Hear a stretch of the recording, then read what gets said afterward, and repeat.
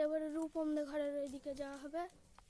হ্যাঁ রূপম একটা আমার বেস্ট ফ্রেন্ড, ওকেও রেখে দেবো, ও যদি ঘরে থাকে তো রেখে দেবো। না, ওই স্কুল গেছে।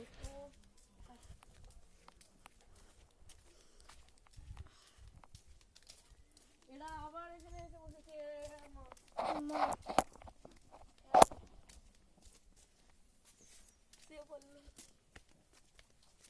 এইটা অহনাদের ঘর।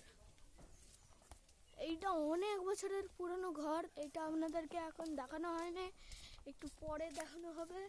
আগে সরস্বতী ঠাকুরের প্যান্ডেল মানে পরিষ্কার করা হচ্ছে, দেখাবো যে কি সুন্দর ফুল দেখুন।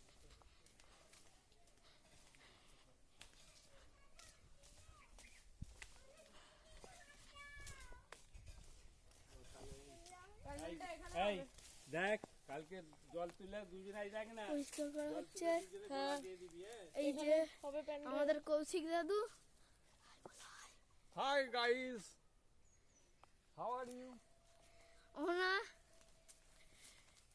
তুমি ঝাড় দিচ্ছিলে।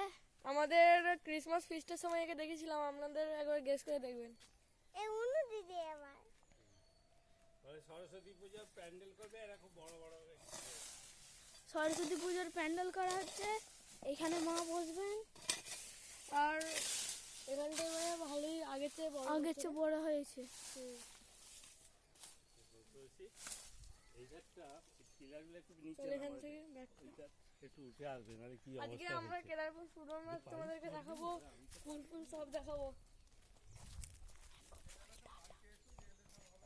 এখনের জন্য টাটা, পার্ট 2 তে দেখাবো।